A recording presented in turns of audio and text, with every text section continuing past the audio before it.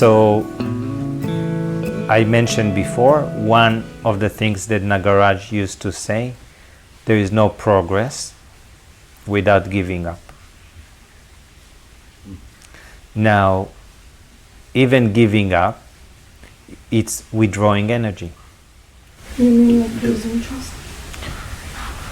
Lose interest, shift the attention, not follow.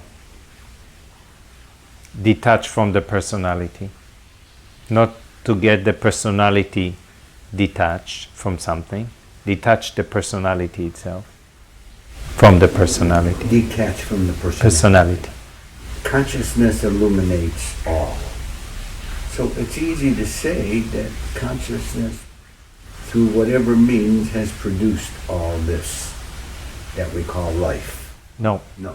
Consciousness, within consciousness, there was an agent. The name of the agent is Maya. Okay. And she's beginningless, and she came from the source, from consciousness, and because she is coming from the beginningless, endless, the changeless consciousness, we cannot know her when she began, because she rises from this beginningless. So she derived all the power of consciousness, and because she is in motion, she uses the power to create. So Maya, this agent, she has the power to create everything she wants. Except what she cannot create with the power of the source. She cannot create with the power of the source itself. So we cannot say that consciousness Creates. manifests the world, It's not. the universe, everything within. If we look at what we talked in the past few videos, if consciousness manifested anything, that means consciousness undergone change. So that cannot be consciousness. That's clarity, because sometimes the mind get confused and it says consciousness create. Yeah, you do get confused, but then you need this story of Maya, or some story, to eliminate the confusion. Yeah, discriminating. You must discriminate, and therefore it ends the question, and there's no sense asking that question over and over again. It's Right, like because insanity. you would recognize that it cannot be. You cannot. It cannot be. You recognize that you don't go. Are there any change? Yes. Then you know that there is something that it does not create. Yeah. The more you recognize yourself as changeless awareness, then you recognize that for you nothing ever happened. That you never undergo change. Never, ever, ever. That means you can never, ever undergo any change. That means that you are eternal. Eternal. This is the only, it's like through the impermanence we can realize that which is eternal and permanent. Isn't it amazing? Yeah. It's amazing, because if without this we would be trapped in the belief that we are constantly undergoing change, that we have a beginning and an end, and we undergo, and the change is constantly changing, so it wouldn't end. So where does this word reincarnation come into it? It's only from the mind's perspective. Of course. How changeless can reincarnate when it never changed? This is why karma is never applied to you. Karma is just, it's a past, basically. It's past. So one can say it's all the beliefs that were never been investigated. This is karma. And you still believe them to be true. Because karma is past, right? And the past basically is the cause of the future. So the more you live without the future, because you realize that the past is not real, Then there's no future. Yeah, actually, there isn't future even when I believe there is a future. Because I just imagine a future. So reincarnation, let's go over reincarnation one more time, because reincarnation establishes permanence. It creates the illusion of continuity, which It it does. creates the illusion of the impermanent becoming permanent. Yeah, it does. This is the veiling power. Makes things appear other than what they are. Make the impermanent appear to be permanent. And make the permanent appear to be either non-existent or impermanent. So why is reincarnation taught? Because in the mind, past and future is reincarnation. So the wise point, between waking states, there is a deep sleep. Between two births, there is death. It's the same. You just don't have a memory of the birth before. And here you have a memory from the day before, or the hour before you were in deep sleep. And the memory creates the illusion of continuity. So you think it's continuous, when actually, how do you know that you're not every time? Imagine yourself again. From deep sleep, you start to imagine yourself. And then you say, I am born. Because you imagine yourself as a physical body, right? Mm-hmm.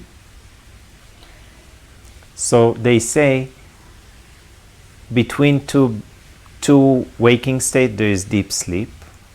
Between two births, there is death. Death might be long.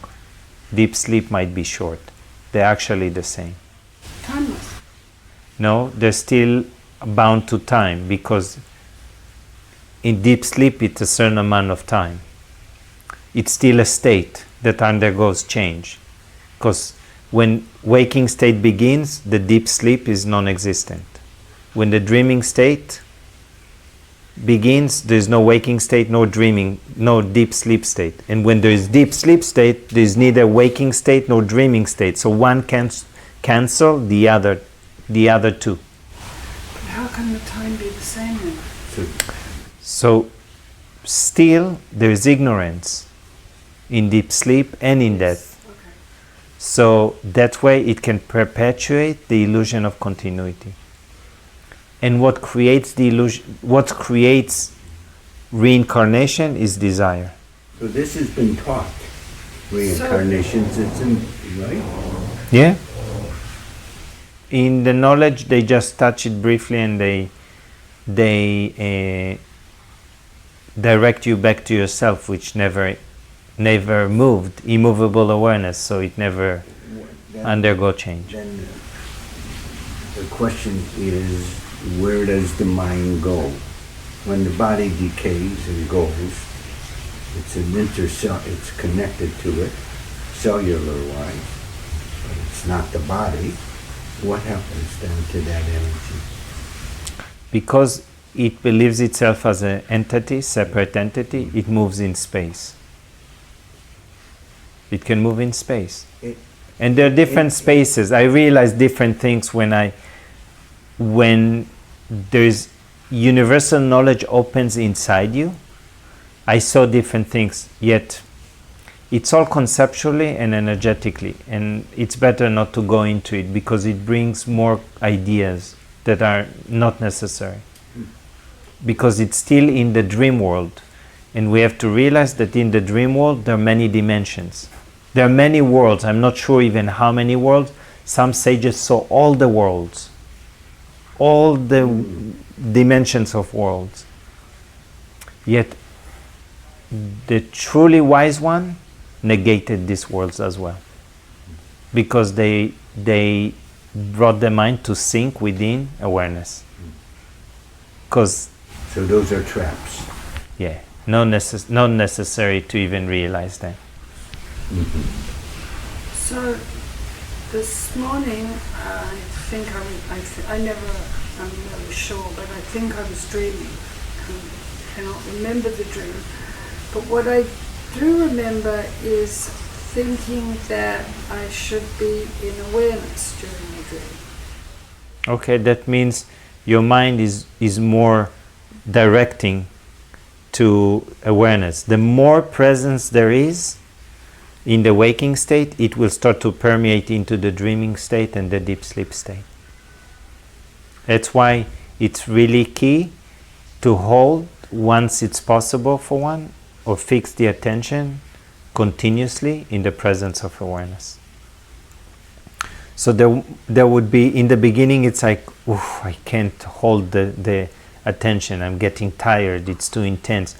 As it happens more gradually, spontaneously, it starts being permanent, that you start to experience, be in the knowing, dwelling in the knowing of yourself constantly. And that's where one can say that they are always awake. They are awake to the waking state, they are awake to the dreaming state, and they are awake to the deep sleep state. So in the scriptures they call it the fourth state, Turiya. It's the fourth state which is beyond the three changing states. Yeah? Not to get caught, because sometimes I use the word state of being and then people come and may comment, so it's a state of mind? No, it's just linguistic. So those three states disappear in Turiya? Yes. There exists only the single non-dual self, which is you. That means existence can never be lost, so you can never lose yourself. So when you imagine you lose yourself, discriminate that, because it's not you. Imagine you've lost awareness.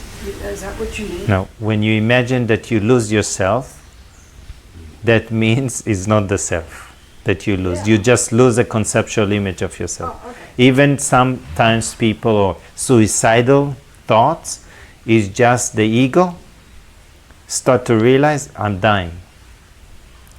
And because it believes it's a physical body, so it has images that are related to physical suicide, when in fact it loses its ground. It's losing its hold. So it's always interesting for me to hear the mind speaking when they have this kind of thoughts, because it's always false identification. It's not who they are. It's always.